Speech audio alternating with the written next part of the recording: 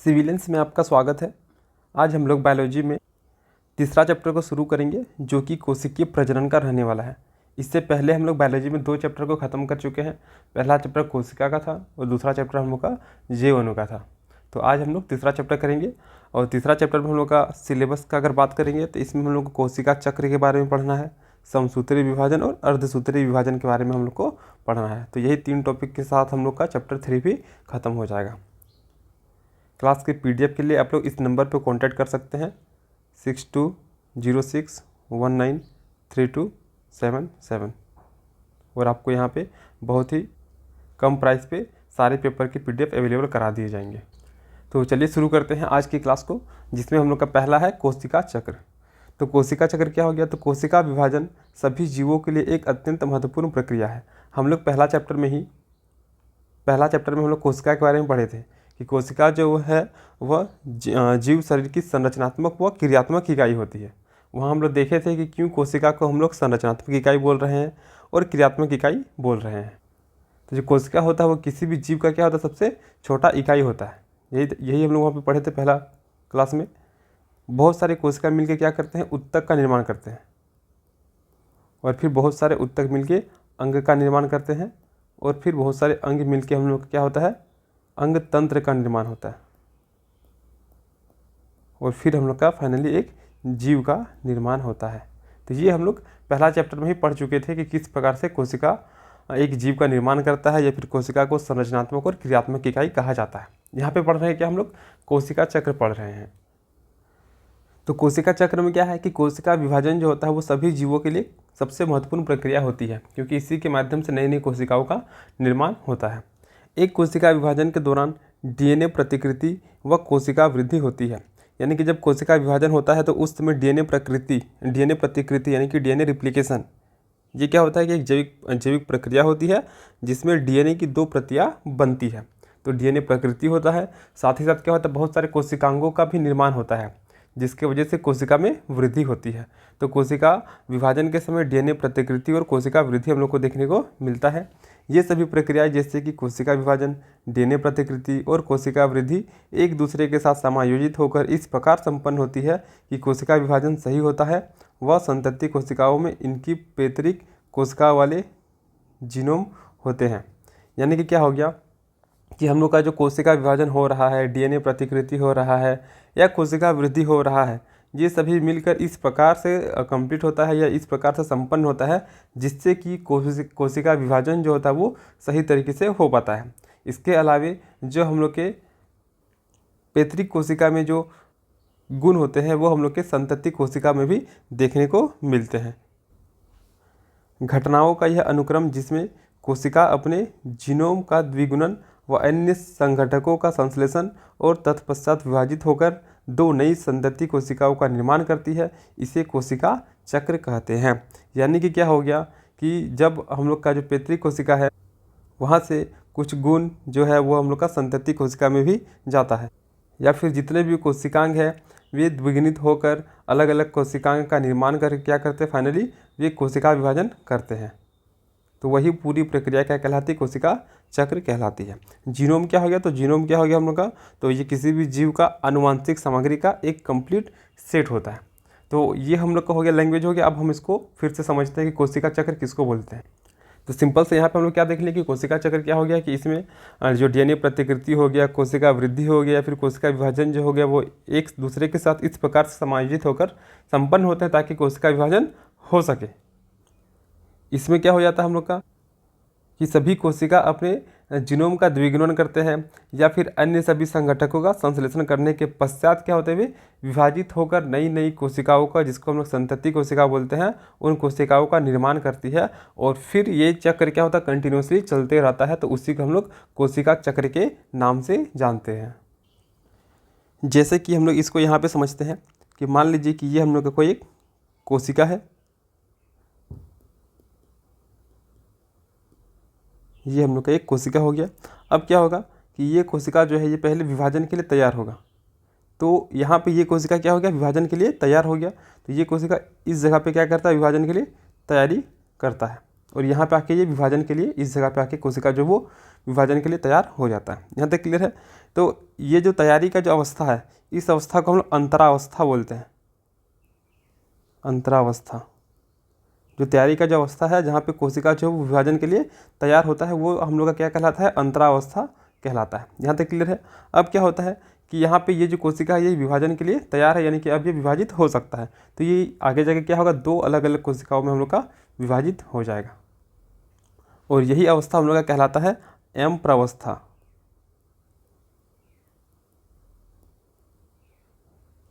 M प्रावस्था। तो क्या हो गया हम लोग का कि एक कोशिका है, वह कोशिका क्या हो रहा है? विभाजन के लिए तैयार हो रहा है। तो तैयारी का यही समय क्या कहलाता है हम लोग का? अंतरावस्था कहलाता है, इंटरफेज कहलाता है। फिर ये कोशिका क्या है? अब विभाजन होने के लिए तैयार है। तो ये क्या होता है? फाइनली दो अलग अलग कोशिकाओं में विभाजित हो जाता है। तो ये हम लोग का कहलाता है एम प्रावस्था कहलाता है, सूत्री विभाजन कहलाता है, या फिर इसी को हम लोग माइटोसिस के नाम से भी, माइटोसिस फेज के नाम से भी जानते हैं। अब क्या होता है यहाँ पे जो अंतरावस्था होता है, मान लीजिए जैसे कि अगर मनुष्य की बात करेंगे तो मनुष्य में एक कोशिका का विभाजन होने में 24 घंटा का समय लगता है, लेकिन ये अलग अलग जीवों में अलग अलग प्रकार से हो सकता है। जैसे कि अगर हम मनुष्य का बात करेंगे तो मनुष्य में एक कोशिका का विभाजन होने में 24 घंटा लगता है, लेकिन वही जैसे कि ईस्ट की कोशिका का बात करेंगे तो उसको 90 मिनट लगते हैं कोशिका विभाजन होने में। तो अलग अलग जीव में कोशिका विभाजन का समय अवधि जो होता है वो अलग अलग हम लोग को देखने को मिलता है। तो जो अंतरावस्था होता है, इस अंतरावस्था में कोशिका जो होता है, यानी कि कोशिका जो है वो कोशिका विभाजन के लिए तैयार होने में हम लोग का 24 घंटा में से 23 घंटा का समय ले लेती है, और 1 घंटा में क्या होता है? ये कोशिका पूरी तरीके से विभाजित हो जाती है। तो यहाँ पे क्या हो गया कि दो अलग अलग कोशिकाओं में विभाजित हो गया। अब ये दो अलग अलग कोशिका क्या होंगे? फिर आगे जाएंगे और फिर से ये अलग अलग कोशिका में डिवाइड होंगे, और फिर ये कोशिका आगे जाके फिर से आगे डिवाइड होगा। तो ये चक्र क्या हो? कंटिन्यूसली चलता रहेगा, यानी कि फिर से ये कोशिका विभाजित होने के लिए तैयार होगा, यानी कि यहाँ फिर से अंतरावस्था होगा। फिर ये कोशिका फिर से क्या होगा? अब विभाजन के लिए तैयार हो गया, फिर एम प्रावस्था हम लोग को देखने को मिलेगा। और ये जो चक्र है ये कंप्लीटली हम लोग को बार बार देखने को मिलेगा। तो यही कंप्लीट चक्र क्या कहलाएगा हम लोग का? कोशिका चक्र कहलाएगा, कोशिका चक्र। तो कोशिका चक्र में क्या होगा? सिंपल सा है कि एक कोशिका है, वह कोशिका विभाजन होने के लिए तैयार होता है। तैयार होने की अवस्था को हम लोग क्या बोलते हैं? अंतरा अवस्था बोलते हैं। उसके बाद जब कोशिका विभाजित होती है तो उसको हम लोग एम प्रावस्था के नाम से जानते हैं। सामान्यतः मनुष्य में कोशिका विभाजन 24 घंटे के अंतराल में हो जाती है। तो जो हम लोग का अंतरावस्था है, इसी में हम लोग का 23 घंटा लग जाता है, और 1 घंटा के समयावधि में क्या होता है? कोशिका विभाजन हो जाता है। अब आगे क्या है? तो कोशिका चक्र की क्या होती है? दो मूल प्रावस्थाएं होती है, जिसमें क्या हो गया हम लोग का? पहला हो गया अंतरावस्था हो गया, और दूसरा क्या हो गया हम लोग का? एम प्रावस्था हो गया, जिसको हम लोग माइटोसिस फेज के नाम से भी जानते हैं, और अंतरावस्था जिसको हम लोग इंटरफेज बोलते हैं। तो यहाँ पे हम लोग का दो प्रावस्था देखने को मिलेगा, एक अंतरावस्था और दूसरा हम लोग का हो जाएगा एम प्रावस्था, या फिर सूत्री विभाजन।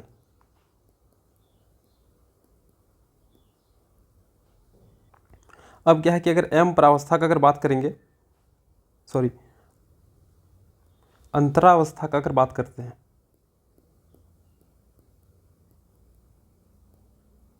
तो अंतरावस्था में क्या हम लोग का? तो इसमें हम लोग का मुख्य रूप से जो कोशिका होता है वो कोशिका विभाजन के लिए तैयार होता है, और अंतरावस्था को हम लोग विश्राम प्रावस्था के नाम से भी जानते हैं। ये ध्यान रखना है कि अंतरावस्था को विश्राम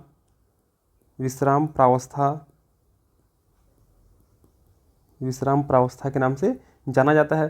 साथ ही साथ क्या हो गया कि यहाँ पे जो कोशिका है वो कोशिका क्या होता है? विभाजन के लिए तैयार होता है। कोशिका विभाजन के लिए तैयार होता है।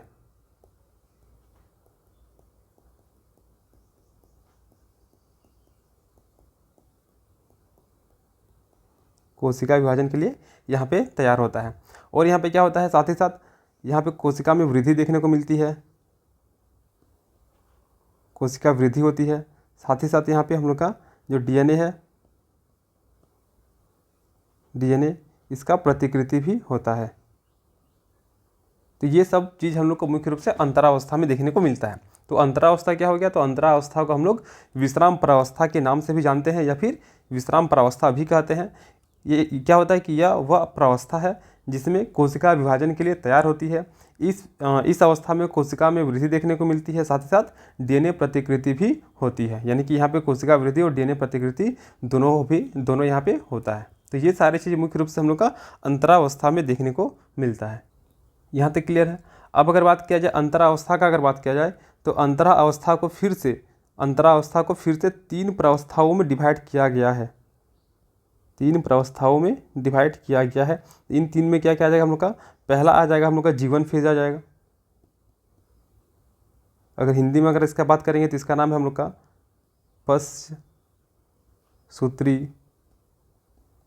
पश्चसूत्री अंतरकाल प्रावस्था। ये हो गया हम लोग का पहला। दूसरा क्या होगा हम लोग का? दूसरा हो जाएगा हम लोग का एस फेज हो जाएगा, सिंथेसिस फेज कहलाएगा, और इसको हम लोग बोलते हैं संश्लेषित प्रावस्था। संश्लेषित प्रावस्था। और अगर तीसरा का अगर बात करेंगे तो तीसरा हो जाएगा हम लोग का G2 फेज कहलाएगा, ग्रोथ 2 फेज कहलाएगा, और इसको हम लोग हिंदी में बोलते हैं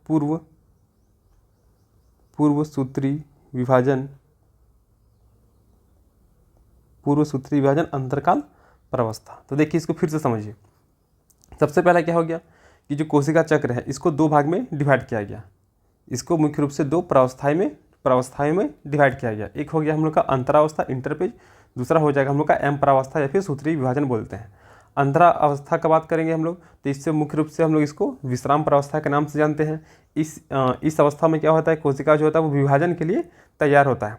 फिर क्या होता है, इसमें कोशिका वृद्धि देखने को मिलती है और यहाँ पे डीएनए का प्रतिकृति होता है। अब क्या है कि अंतरावस्था को फिर से 3 प्रावस्थाओं में डिवाइड किया गया है। पहला हम लोग का जीवन फेज, जिसको हम लोग ग्रोथ फेज बोलते हैं, वृद्धि प्रावस्था बोलते हैं, या फिर इसको हम लोग पश्चसूत्री अंतरकाल प्रावस्था के नाम से जानते हैं। दूसरा हम लोग का एस फेज यानी कि संश्लेषित प्रावस्था के नाम से हम लोग इसको जान रहे हैं, या फिर इसको हम लोग सिंथेसिस फेज भी बोलते हैं।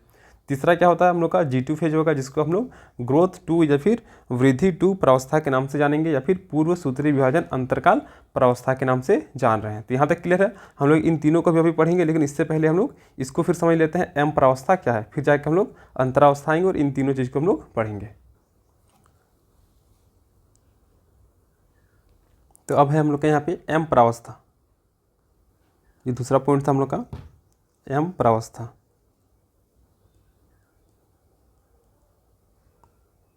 एम प्रावस्था, तो एम प्रावस्था को कैसे हम लोग पहचानेंगे? तो सबसे पहला चीज़ कि हम लोग का एम प्रावस्था का जो आरंभ होता है वो केंद्रक के विभाजन से होता है।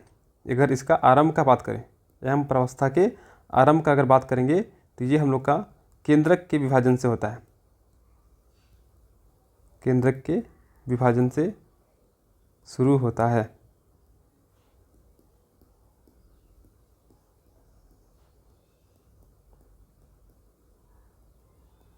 और अगर केंद्रक का विभाजन शुरू होता है, और यहाँ पे केंद्रक का विभाजन जो है इसको हम लोग केंद्रक के विभाजन को हम लोग कैरियोकाइनेसिस के नाम से जानते हैं। कैरियोकाइनेसिस।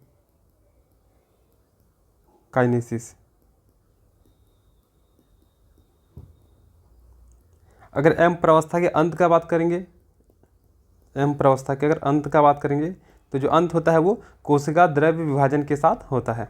कोशिका द्रव्य विभाजन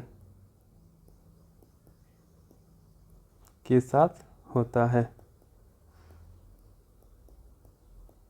और जो कोशिका द्रव्य विभाजन है इसको हम लोग साइटोकाइनेसिस के नाम से जानते हैं। साइटोकाइनेसिस।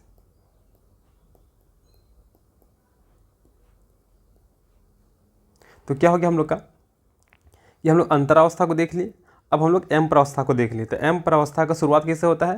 तो एम प्रावस्था का शुरुआत जो है वो केंद्रक के विभाजन से शुरू होता है, जिसको हम लोग कैरियोकाइनेसिस के नाम से जानते हैं। दूसरा अंत क्या होगा? तो एम प्रावस्था का अंत कैसे होगा, कैसे पता चलेगा कि अंत हो रहा है? तो ये कोशिका द्रव्य के विभाजन के साथ अंत इसका होता है, और कोशिका द्रव्य विभाजन को हम लोग साइटोकाइनेसिस के नाम से जानते हैं। तो ये हो गया हम लोग का एम प्रावस्था हो गया और अंतरावस्था हो गया। अंतरावस्था में हम लोग 3 प्रावस्थाओं को देखें, जीवन फेज, एस फेज और G2 फेज। यानी कि अगर हम लोग बात करेंगे अंतरावस्था, जो कि हम लोग का कोशिका विभाजन का तैयार होने का अवस्था है, जो कि 23 घंटा टाइम ले लेता है। यानी कि अगर हम लोग का ये अगर एक कोशिका है पूरी तरीके से तो ये कोशिका जो है ये हम लोग का यहाँ से लेके यहाँ तक वाला ये हम लोग का हो जाएगा अंतरावस्था हो जाएगा, अंतरावस्था हो जाएगा। इसके बाद यहाँ से हम लोग का शुरू होता है ये वाला, ये कहलाएगा हम लोग का एम फेज कहलाएगा या फिर एम प्रावस्था कहलाएगा। तो अंतरावस्था कितना हम लोग का लगभग 95% समय ले लेता है और जो एम फेज है ये हम लोग का 5% समय में ही कोशिका का विभाजन कर देता है। तो अंतरावस्था में क्या होगा, कोशिका जब विभाजन के लिए तैयार होता है, जबकि एम फेज में कोशिका जो होता है वो, या फिर इसी को हम लोग सूत्री विभाजन अवस्था भी बोलते हैं। ये मुख्य रूप से क्या होता है हम लोग का, तो ये हम लोग का केंद्रक विभाजन के साथ शुरू होता है और हम लोग कोशिका द्रव्य विभाजन के साथ खत्म होता है। अब एम फेज में भी इसको भी अलग अलग प्रावस्थाओं में बांटा गया, उसको भी हम लोग देखेंगे, लेकिन उससे पहले हम लोग अंतरावस्था को जो अलग अलग फेज में बांटा गया है, G1 फेज, G2 फेज और S फेज, तो इसको पहले हम लोग समझ लेते हैं, फिर जाके हम लोग एम फेज में आएंगे।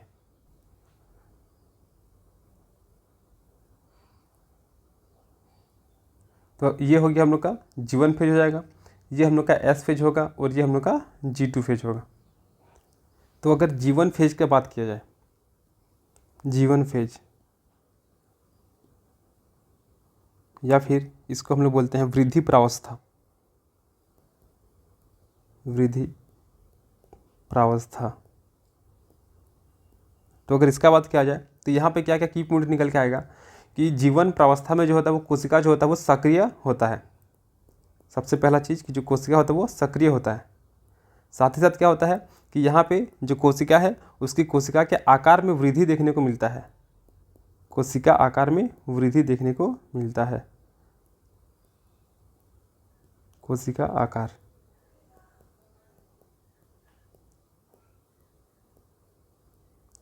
इसके साथ ही साथ यहाँ पे आरएनए का संश्लेषण होता है, आरएनए का संश्लेषण होता है और फिर यहाँ पे प्रोटीन का भी संश्लेषण होता है।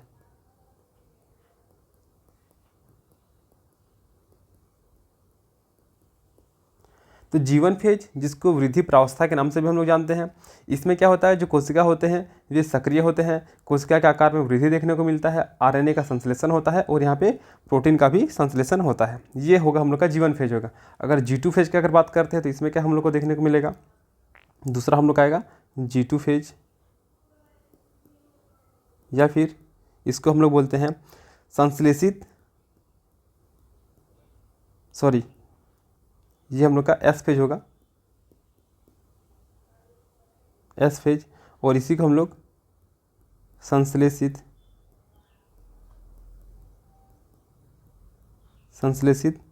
प्रावस्था इसके नाम से हम लोग जानते हैं। तो अगर G2 फेज की अगर बात करेंगे तो G2 फेज में क्या होता है, इसमें DNA की जो मात्रा है, DNA की मात्रा का बात कर रहे हैं यहाँ पे, DNA की मात्रा दुगनी हो जाती है, DNA की मात्रा दुगनी हो जाती है। यानी कि अगर प्रारंभ में DNA की मात्रा अगर 2C करके था तो आगे जाकर यह बढ़ के कितना हो जाएगा, 4C हो जाएगा। लेकिन ध्यान रहे DNA की मात्रा जो है वो 2C से 4C हो रहा है, लेकिन इसकी जो संख्या होगी, DNA की जो संख्या होगी उसमें किसी प्रकार का कोई परिवर्तन नहीं होगा, संख्या में कोई परिवर्तन नहीं होगा।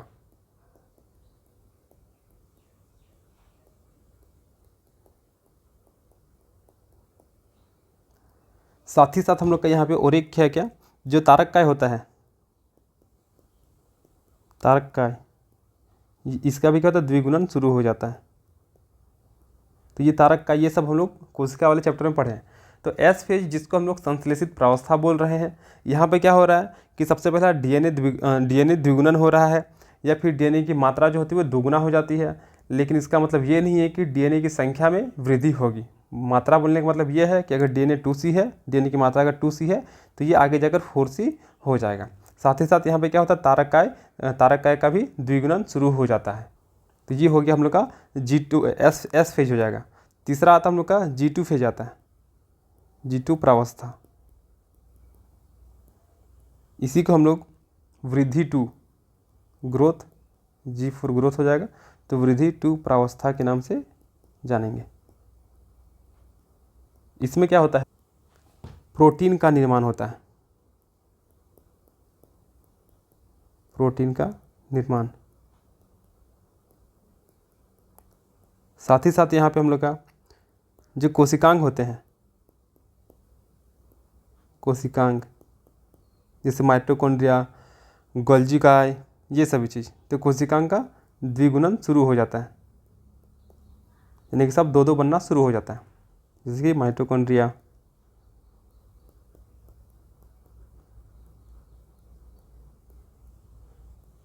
या फिर हम लोग का गोल्जी काय हो जाएगा। तो ये सभी दो दो बनना शुरू हो जाते हैं। तो हम लोग का क्या क्या हो गया, हम लोग का पहला जीवन फेज। सबसे पहला चीज़ हम लोग को अंतरावस्था क्लियर है कि अंतरावस्था क्या होता है कि इस अवस्था में ही कोशिका जो होता है वो विभाजन के लिए तैयार होता है। अंतरावस्था को अलग अलग प्रावस्थाओं में बांटा गया, 3 प्रावस्था में, एक जीवन प्रावस्था हो जाएगा, एक एस फेज हो जाएगा और तीसरा G2 फेज हो जाएगा। तो अगर जीवन फेज की बात करेंगे तो इसमें सभी कोशिका क्या होता है, सक्रिय होता है, कोशिका के आकार में वृद्धि देखने को मिलता है, आरएनए का संश्लेषण होता है और प्रोटीन का संश्लेषण होता है, और ये सभी चीज़ें हम लोग को जीवन फेज में देखने को मिल रही है। फिर क्या होगा, एस फेज, एस फोर क्या होगा, सिंथेसिस। तो सिंथेसिस फेज या फिर संश्लेषित प्रावस्था, तो यहाँ पे मुख्य रूप से संश्लेषण का कार्य होगा, यानी कि यहाँ पे हम लोग का डीएनए जो होगा वो डीएनए द्विगुणन हो जाएगा, तारक काय का द्विगुणन शुरू हो जाएगा, डीएनए का जो मात्रा है वो हम लोग का यहाँ पे दुगुना होगा, लेकिन इसकी संख्या में किसी प्रकार का वृद्धि देखने को नहीं मिलेगा। और G2 फेज या फिर ग्रोथ 2 फेज या फिर वृद्धि 2 प्रावस्था के नाम से हम लोग जानते हैं। इसमें क्या होता है, प्रोटीन का निर्माण होता है, जितने भी कोशिकांग है उनका द्विगुणन शुरू हो जाता है, माइटोकॉन्ड्रिया, गोल्जी का, ये सभी क्या होते हैं, दो दो बनना शुरू हो जाते हैं। तो ये रहा हम लोग का अंतरा अवस्था का जो 3 फेज था, अंतरा अवस्था, ये रहा अंतरा अवस्था का जो 3 फेज, जीवन फेज, एस फेज और G2 फेज, ये हम लोग का कंप्लीट हो गया। अब यहीं पे एक अवस्था आता है जिसको हम शांत अवस्था के नाम से जानते हैं, शांत अवस्था।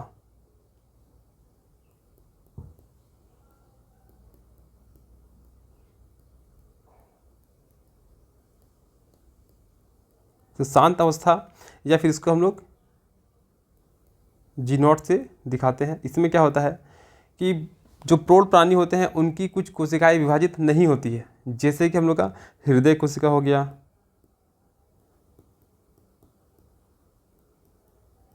इसके अलावा हम लोग का यकृत का कोशिका हो गया, फिर हम लोग का तंत्रिका कोशिका हो गया।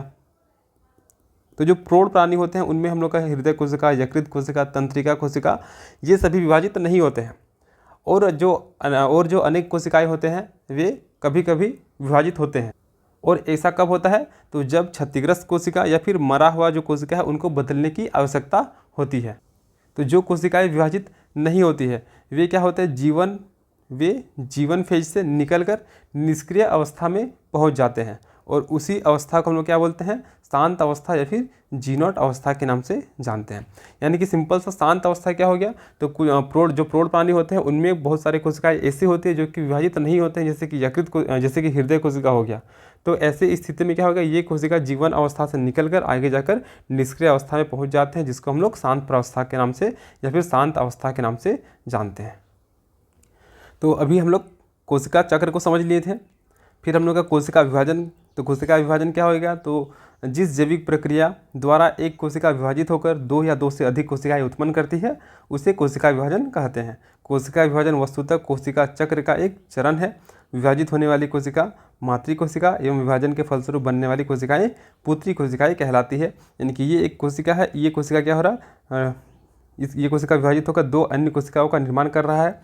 तो ये कोशिका मदर सेल कहलाएगी, और ये जो दोनों कोशिकाएं होगी ये हम लोग का डॉटर सेल कहलाएगी, ये दोनों कोशिकाएं पुत्री कोशिकाएं कहलाएगी। इसके अलावा हम लोग देखें क्या कि कोशिका चक्र की 2 मूल प्रावस्थाएं होती है, एक अंतरावस्था हो गया और एक हम लोग का एम प्रावस्था हो गया। तो अंतरावस्था में देख लिए यहाँ पे क्या होता है, इसको हम लोग विश्राम प्रावस्था के नाम से भी जानते हैं। इसमें मुख्य रूप से कोशिका जो होता है वो विभाजन के लिए तैयार होता है, प्लस यहाँ पे डीएनए का प्रतिकृति भी होता है और कोशिका में भी वृद्धि को देखने को मिलता है। और यहाँ पे हम लोग का अगर मनुष्य की कोशिका की बात करेंगे तो यहाँ पे 23 घंटा का समय ले लिया जाता है कंप्लीट, क्योंकि मनुष्य की कोशिका विभाजित होने में 24 घंटा का समय लेता है, जिसमें 23 घंटा जो वो अकेले अंतरावस्था में ही चला जाता है। अगर परसेंटेज की बात करेंगे तो 95% जो होता है वो हम लोग का मुख्य रूप से अंतरावस्था में ही यूज हो जाता है। फिर हम लोग एम प्रावस्था देखिए, जिसको हम लोग सूत्री विभाजन भी बोलते हैं। तो इसका आरंभ जो होता है वो क्या होता है, इसका आरंभ हम लोग का केंद्रक के विभाजन के साथ होता है, जिसको कैरियोकाइनेसिस के नाम से जानते हैं, ये देख चुके हम लोग। और इसका जो अंत होता है वो हम लोग का कोशिका द्रव्य के विभाजन के साथ होता है, जिसको हम लोग साइटोकाइनेसिस के नाम से जानते हैं। तो ये सभी चीज़ हम लोग मुख्य रूप से देख चुके हैं। इसके बाद हम लोग क्या देखें कि जो अंतरावस्था है इसको 3 भाग में बांटा गया है, G1 फेज, फिर S फेज और हम लोग का G2 फेज। तो G1 फेज जिसको हम लोग पश्च सूत्री अंतरकाल प्रावस्था के नाम से जानते हैं। यहाँ पे क्या देखें हम लोग, तो यहाँ पे मुख्य कोशिका के आकार में वृद्धि हो रहा था, आरएनए का संश्लेषण हो रहा था, प्रोटीन का संश्लेषण हो रहा था, लेकिन ध्यान देना है कि यहाँ पे डीएनए प्रतिकृति नहीं होता है।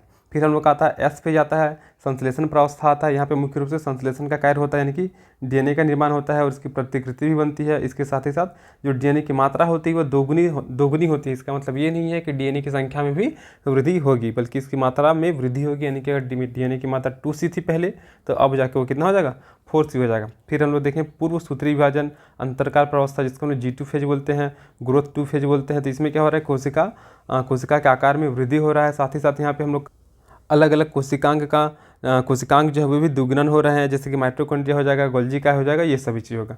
फिर हम लोग शांत अवस्था देखें, जिसको हम लोग G0 के नाम से जानते हैं। यहाँ पे ये जो होगा ये नीचे होगा, और सेम चीज़ यहाँ पे G1 इस टाइप से होगा, G2 इस टाइप से होगा और G0 इस टाइप से होगा। तो ये सब देख चुके हम लोग कि शांत अवस्था में क्या होता है कि जो प्रौढ़ प्राणी होते हैं उसमें कुछ कोशिकाएं जो होते हैं वो विभाजित नहीं होती हैं, जैसे कि हृदय कोशिका हो जाएगा।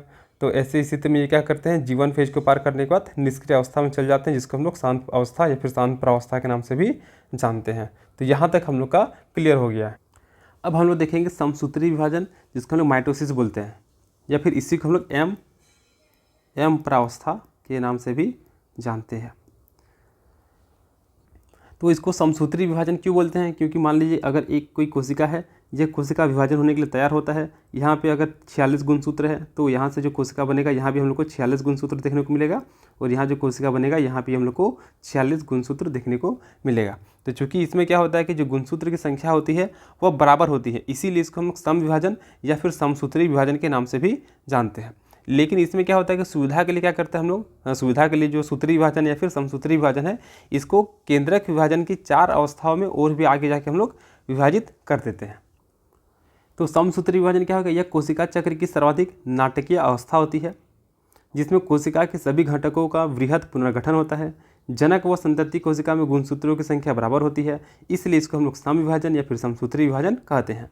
और सुविधा के लिए सूत्री विभाजन को केंद्रक विभाजन की 4 अवस्थाओं में विभाजित किया जाता है, और केंद्रक विभाजन को ही हम लोग कैरियोकाइनेसिस के नाम से जानते हैं। यानी कि कैरियोकाइनेसिस को 4 अवस्थाओं में विभाजित किया गया, जिसमें से पहला क्या हो गया हम लोग का पूर्वावस्था, जिसको हम लोग प्रोफेज बोलते हैं। फिर हम लोग का मेटाफेज, फिर एनाफेज, और चौथा जो होगा वो हम लोग का टेलोफेज होगा। तो ये अवस्था याद रखना है, पूर्वावस्था, मध्यावस्था, पश्चावस्था और अंत्यावस्था। प्रोफेज, मेटाफेज, एनाफेज और टेलोफेज। तो PMAT, तो PM8। तो P से हो जाएगा प्रोफेज यानी कि पूर्वावस्था, M से हो जाएगा मेटाफेज यानी कि मध्यावस्था, A से हो जाएगा हम लोग का एनाफेज यानी कि पश्चावस्था, और T से टेलोफेज यानी कि अंत्यावस्था हो जाएगा। तो ये 4 अवस्था हम लोग को अब यहाँ पे जो M प्रावस्था है यानी कि जो हम लोग का सूत्री विभाजन है उसमें हम लोग को देखना है। तो अगर हम लोग पहला यानी कि पूर्वावस्था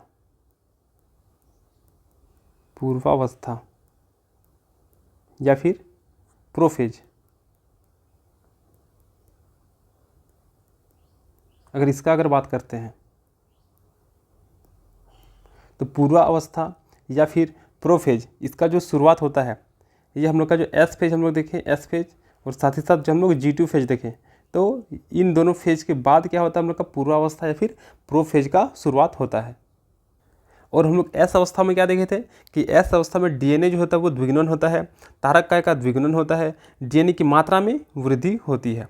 यानी कि एस अवस्था में हम लोग का मुख्य रूप से क्या होता है, डीएनए के नए सूत्र बन जाता है, लेकिन उसमें क्या होता है, ये जो सूत्र होते हैं डीएनए के वे आपस में गुथे हुए होते हैं, जिसकी वजह से जो डीएनए होता है वो हम लोग का स्पष्ट दिखाई नहीं देता है। और यह हम लोग का मुख्य रूप से पूर्वावस्था को भी 2 भाग में बांटा गया है। प्रारंभिक पूर्वावस्था, एक हो जाएगा हम लोग का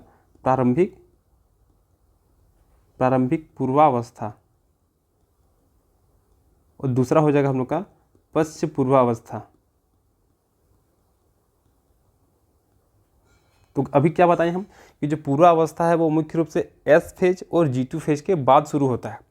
और एस फेज जो हम लोग पढ़े क्या कि एस फेज में डीएनए का द्विगुणन होता है, तारक का द्विगुणन होता है। तो एस फेज में डीएनए का द्विगुणन होता है, यानी कि यहाँ पे डीएनए के नए सूत्र बन जाते हैं, लेकिन जो सूत्र होते हैं वे आपस में गुथे होते हैं, जिसकी वजह से जो डीएनए होता है वो हम लोग का स्पष्ट नहीं दिखाई देता है। और वही अवस्था जो होता है हम लोग का मुख्य रूप से प्रारंभिक पूर्वावस्था में देखने को मिलता है, यानी कि प्रारंभिक पूर्वावस्था में जो डीएनए होता है वो हम लोग का स्पष्ट नज़र नहीं आता है। जबकि जो पश्च पूर्वावस्था होता है, यहाँ पे हम लोग का जो डीएनए होता है वो क्या होता है, संघनित होना शुरू हो जाता है। और इस संघनन की प्रक्रिया के दौरान क्या होता है, जो गुणसूत्र होते हैं वो हम लोग का स्पष्ट रूप से दिखाई देना शुरू हो जाता है। तो वही अवस्था हम लोग का पश्च पूर्वावस्था में आता है। यानी कि कुल मिला के हम लोग को अगर पूर्वावस्था प्रोफेज के बारे में अगर लिखना है तो यहाँ पे क्या होगा हम लोग का कि जो पूर्वावस्था है वो हम लोग का अंतरा अवस्था की एस और G2 अवस्था के बाद शुरू होता है। इसमें क्या होता है, डीएनए के नए सूत्र बन तो जाते हैं लेकिन वे आपस में गुथे होते हैं, जिसके परिणाम स्वरूप डीएनए जो होता है वो हम लोग का अस्पष्ट दिखाई देता है।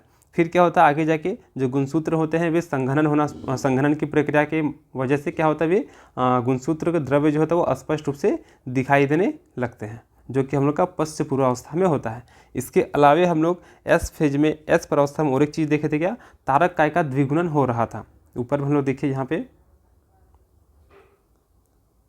एस फेज, ये हम लोग का तारक काय का द्विगुणन हो रहा था और हम लोग का डीएनए की मात्रा दुगुनी हो रही थी और यहाँ पे डीएनए का द्विगुणन भी हो रहा था। तो तारक काय का द्विगुणन यानी कि यहाँ पे जो हम लोग का पूर्वावस्था प्रोफेज है, इसमें हम लोग का क्या होगा, जो तारक काय होगा वो भी द्विगुणित होना शुरू होगा।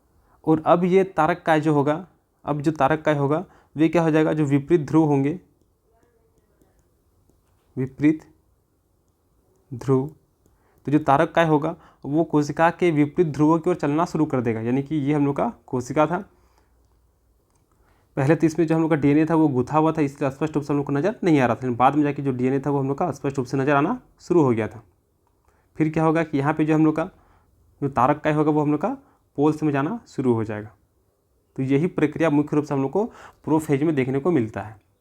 जैसे कि यहाँ देखिए, ये हो गया हम लोग का प्रारंभिक पूर्वावस्था हो गया, ये हम लोग का प्रारंभिक पूर्वावस्था हो गया। ये रहा हम लोग का, ये जो गुणसूत्र है ये हम लोग का क्या है, गुथा हुआ, जिसकी वजह से स्पष्ट दिखाई नहीं दे रहा, थोड़ा सा फिगर यहाँ पे ब्लर हो रहा है। लेकिन इसके बाद आता है पश्च पूर्वावस्था आता है, जिसमें देखिए ये वाला जो डीएनए ये हम लोग का थोड़ा सा स्पष्ट रूप से नज़र आ रहा है, ये डीएनए हम लोग का स्पष्ट रूप से नज़र आ रहा है। तो यहाँ पे क्या होता है कि जो गुणसूत्र होते हैं,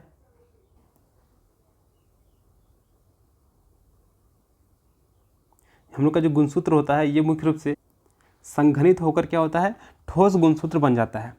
और चूंकि एक गुणसूत्र जो होता है वो दो अर्ध गुणसूत्रों से मिलकर बना होता है, जैसे कि ये वाला, ये हो गया हम लोग का अर्ध गुणसूत्र हो गया, और फिर से ये हम लोग का एक और अर्ध गुणसूत्र जोड़ेगा। तो ये दोनों अर्ध गुणसूत्र क्या होता है, सेंट्रोमियर से, यहाँ पे बीच वाला जो होता है ये हम लोग का सेंट्रोमियर कहलाता है। सेंट्रोमियर से जुड़कर क्या करता है, एक गुणसूत्र का निर्माण करता है।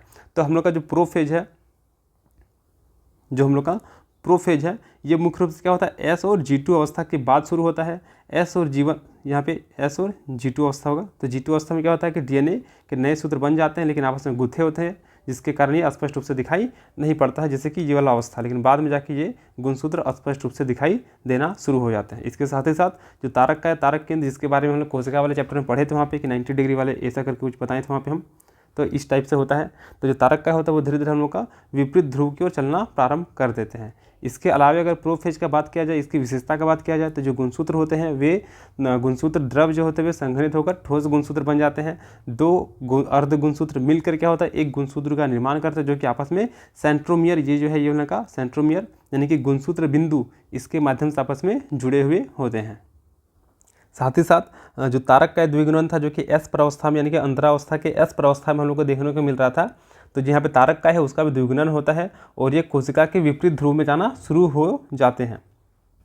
और प्रोफेज के अगर अंत में अगर हम लोग किसी भी कोशिका को अगर सूक्ष्मदर्शी से अगर देखेंगे तो इसमें जो गोल्जिका है, अंतर्द्रव्य जालिका है, केंद्रिका व फिर केंद्रक आवरण, ये हम लोग को दिखाई नहीं देता है। जैसे कि यहाँ पे देख रहे हैं कि यहाँ पे जो हम लोग का ये वाला लाइन है ये हम लोग का थोड़ा थोड़ा स्पष्ट दिखाई दे रहा है, लेकिन यहाँ पे ये ब्रेक होना शुरू हो जा रहा है। यानी कि जैसे ही हम लोग का जो प्रोफेज होगा, धीरे धीरे हम लोग का जो केंद्रक आवरण होगा वो धीरे धीरे हम लोग का विलुप्त होना शुरू हो जाएगा। और यही हम लोग का मध्यावस्था का पहचान होगा, क्योंकि मध्यावस्था में जो केंद्रक आवरण होगा वो पूरी तरीके से विघटित हो जाएगा।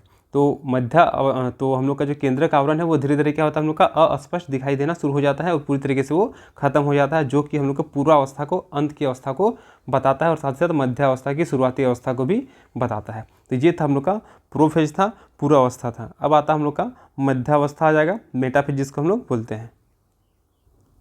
तो मेटाफेज में क्या हो जाएगा, केंद्रक और केंद्रक झिल्ली लुप्त हो जाती है, कोशिका के मध्य एक तर्कनुमा संरचना बन जाती है, गुणसूत्र जो कि प्रत्येक 2 अर्ध गुणसूत्र से बना है और अधिक छोटे हो जाते हैं और कोशिका की मध्य रेखा पर व्यवस्थित हो जाते हैं, इनके सेंट्रोमियर तर्क तंतुओं से जुड़ जाते हैं।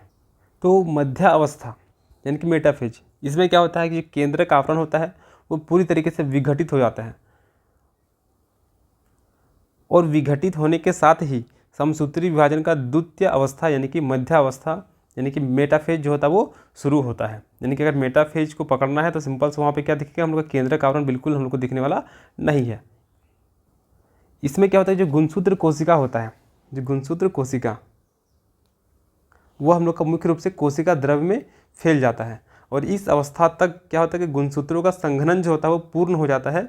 और अगर हम लोग इसको सूक्ष्मदर्शी से देखेंगे तो यहाँ पे हम लोग का जो गुणसूत्र होगा वो हम लोग का स्पष्ट रूप से दिखाई देना शुरू हो जाता है। और चूँकि यहाँ पे जो गुणसूत्र होते हैं वो स्पष्ट रूप से दिखाई देते हैं, इसीलिए गुणसूत्रों की आकृति का अध्ययन आसानी से हम लोग इस स्टेज में यानी कि मध्यावस्था में कर सकते हैं। अब क्या था कि जो गुणसूत्र थे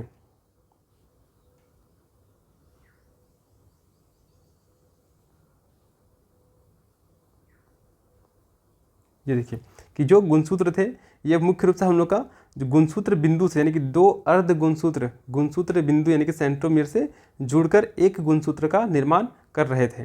तो इसी गुणसूत्र में अगर देखेंगे हम लोग तो यहाँ पे हम लोग को एक छोटा बिंब आकार की संरचना देखने को मिलेगी। जैसे कि अगर यहाँ पे देखिए ये वाला यहाँ पे एक छोटा सा यहाँ पे और फिर यहाँ पे फिर सेम चीज़ यहाँ पे देखने को मिल रहा है और यहाँ पे फिर हम लोग का यहाँ पे दिख रहा है और फिर हम लोग को यहाँ पे एक दिख रहा है। तो सेम चीज़ यहाँ पे भी होगा इधर और यहाँ पे भी होगा इधर। तो सबसे पहला चीज़ कि जो एक गुणसूत्र होगा वो हम लोग का क्या होगा, 2 अर्ध गुणसूत्र से मिलकर बना होगा, जो कि बीच में हम लोग का गुणसूत्र बिंदु से आपस में जुड़ा हुआ होगा। प्लस क्या होगा कि इसमें एक छोटा सा बिंब आकार की संरचना होगा, जिसको हम लोग यानी कि ये जो संरचना देखने को मिल रहा है इस संरचना को हम लोग क्या बोलेंगे, ये जो संरचना है इसको हम लोग काइनेटोकोर बोलते हैं, काइनेटोकोर। और ये जो हम लोग का यहाँ पे बीच वाला है इसको हम लोग गुणसूत्र बिंदु बोलते हैं, गुणसूत्र बिंदु। तो यहाँ पे क्या होता है कि जितने भी हम लोग के यहाँ पे गुणसूत्र हैं वो ये जो है हम लोग का ये वाला ये लाइन होगा, इसको हम लोग मध्य पटलिका बोलते हैं, मध्य पटलिका। ये हो जाएगा हम लोग का मध्य पटलिका।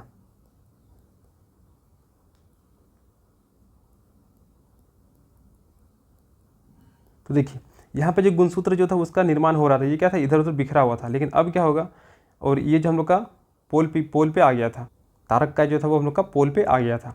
तो जो गुणसूत्र इधर उधर था वो क्या होगा, अब हम लोग का जो मध्य पटलिका होगा वहाँ पे आके स्टॉप हो जाएगा, यानी कि ये सारा गुणसूत्र हम लोग का मध्य पटलिका में आ जाएगा। इसके साथ ही साथ क्या होगा, यहाँ तर्क तंतुओं का ये रहा, ये तर्क तंतुओं का क्या होगा निर्माण होगा। और ये जो तर्क तंतु है देखिए, ये जो तर्क तंतु है ये सभी तर्क तंतु हम लोग का जो यहाँ पे गुणसूत्र है, इस गुणसूत्र का जो काइनेटोकोर है, ये काइनेटोकोर यहाँ से आके ये तर्क तंतु क्या हो जाएगा आपस में जुड़ जाएगा। तो इसको देखिए फिर से एक बार कि ये छोटे छोटे डॉट दिख रहा है इसको हम लोग काइनेटोकोर बोलते हैं, ठीक है। ये जो हम लोग का जो 2 अर्ध गुणसूत्र आपस में जुड़ता है उसको हम लोग गुणसूत्र बिंदु बोलते हैं। ये हम लोग का ऊपर तारक का जो है ये हम लोग का पोल में आ गया है और ये तारक कैसे क्या होगा हम लोग का तर्क तंतु निकलेगा। तो ये रहा हम लोग का तर्क तंतु रहा, ये सब हम लोग का तर्क तंतु है। तो ये सभी तर्क तंतु जो है ये मुख्य रूप से हम लोग का जो काइनेटोकोर है, काइनेटोकोर से आपस में आकर जुड़ जाता है। यानी कि कुछ इस प्रकार से ये कोशिका है हम लोग का, ये हो गया हम लोग का तारक काय हो गया हम लोग का, और यहाँ पे हम लोग का यहाँ से तर्क तंतु आएगा और क्या होगा यहाँ पे हम लोग का जो गुणसूत्र होगा इस प्रकार से। तो इस गुणसूत्र से आकर यहाँ पे हम लोग का जो काइनेटोकोर होगा उससे ये जुड़ जाएगा इस प्रकार से। तो यहाँ पे वही है कि ये हम लोग का तर्क तंतु है, ये हम लोग का काइनेटोकोर हो गया इधर, और ये नीचे से जुड़ रहा है और ये हम लोग का ऊपर से जुड़ रहा है। तो ये सभी चीज़ें जो हो रही है हम लोग का मध्यावस्था में, हम लोग का मेटाफेज में हो रही है।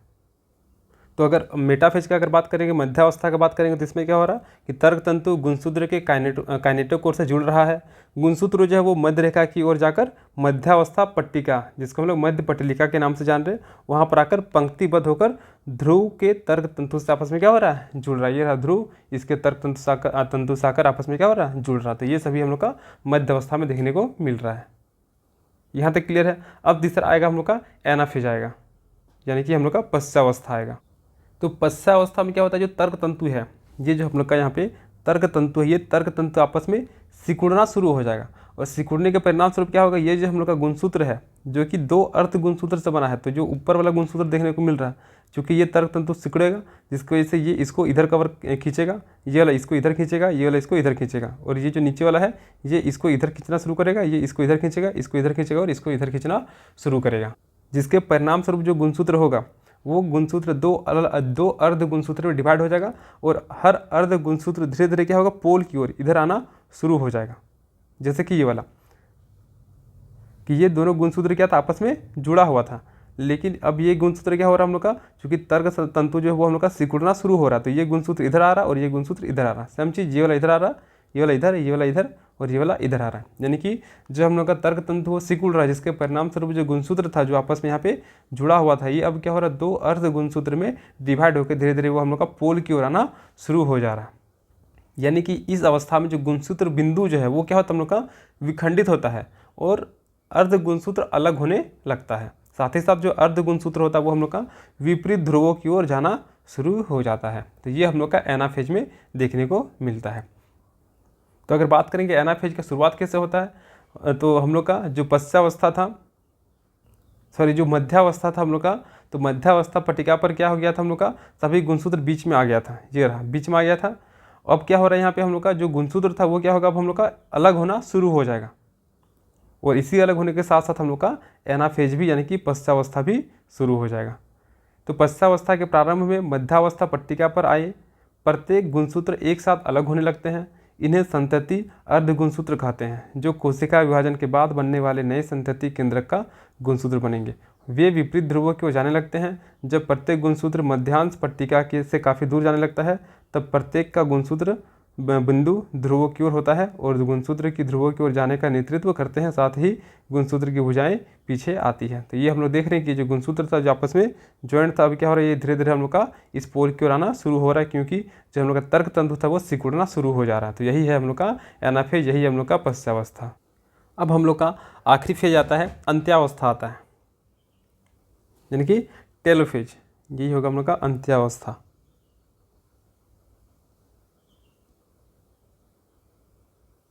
तो अंत्यावस्था में क्या हो रहा है हम लोग का, यहाँ पे जो गुणसूत्र होगा, क्योंकि हम लोग का इस अवस्था में क्या होता है, गुणसूत्र इधर चलना शुरू कर दिया था, ध्रुव की ओर चलना शुरू कर दिया था, लेकिन टेलोफेज में अंत्यावस्था में क्या होगा, ये जो गुणसूत्र होगा वो ध्रुवों पर आकर एकत्रित हो जाएगा और इनको हम लोग क्या करते हैं, इनका पृथक पहचान समाप्त हो जाएगी।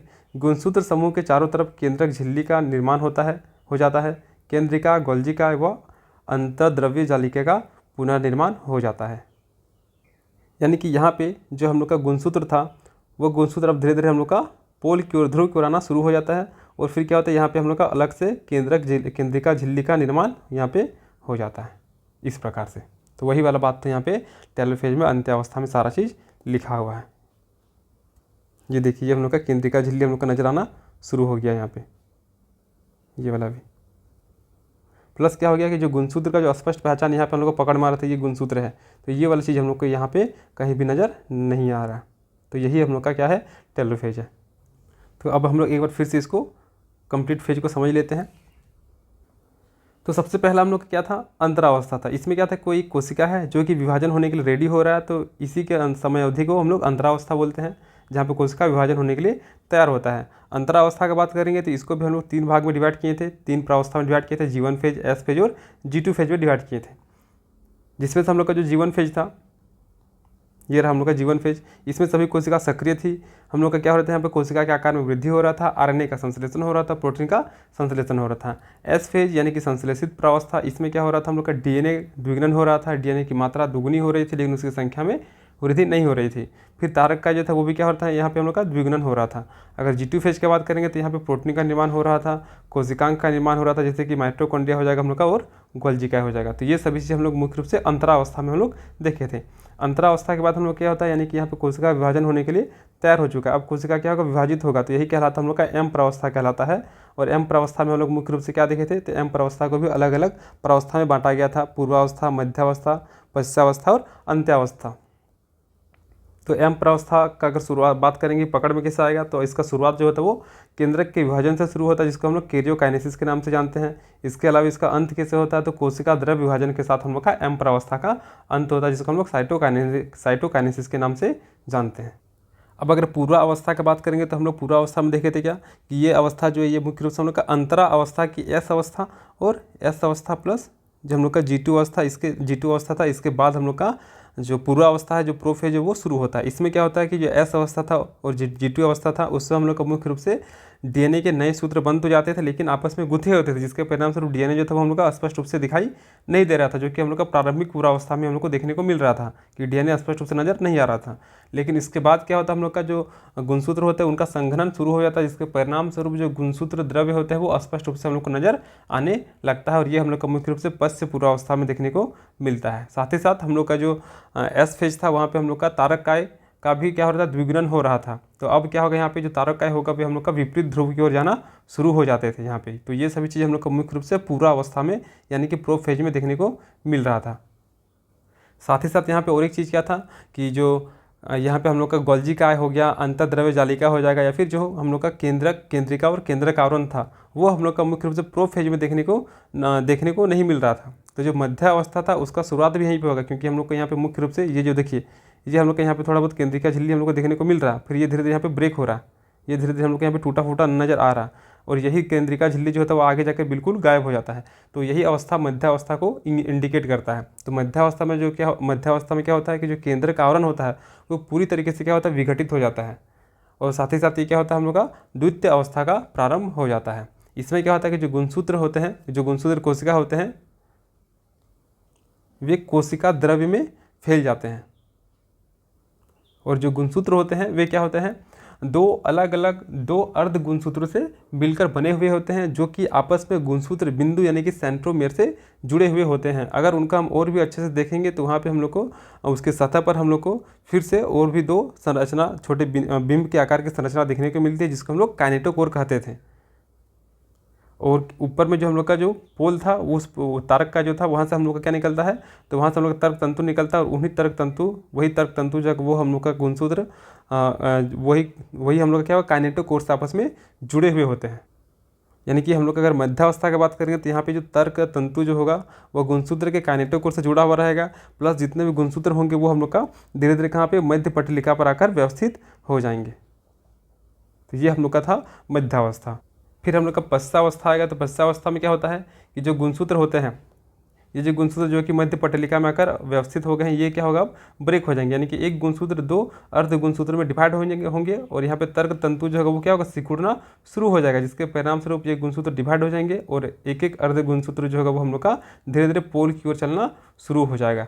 तो यहाँ पे हम लोग का क्या था, पश्चावस्था मुख्य रूप से जो गुणसूत्र बिंदु थे वे विखंडित हो रहे थे, साथ ही साथ जो अर्ध गुणसूत्र थे वे अलग होने लगे थे, और अर्ध गुणसूत्र जो था वो विपरीत ध्रुव की ओर चलना शुरू हो गया था। फिर आता हम लोग का अंत्यावस्था आता है, जिसमें क्या होगा कि जो गुणसूत्र होगा वो हम लोग का फाइनली आगे जाकर क्या होगा, जो पोल होगा वहाँ पे हम लोग का व्यवस्थित हो जाएगा। और साथ ही साथ यहाँ पे जो गुणसूत्र था उसका जो पृथक पहचान, यानी कि यहाँ पे जो हम लोग का गुणसूत्र अर्ध गुणसूत्र स्पष्ट रूप से दिखाई दे रहा है, ये स्पष्ट पहचान यहाँ पे हम लोग का नहीं आ रहा है, क्लियरली नज़र नहीं आ रहा।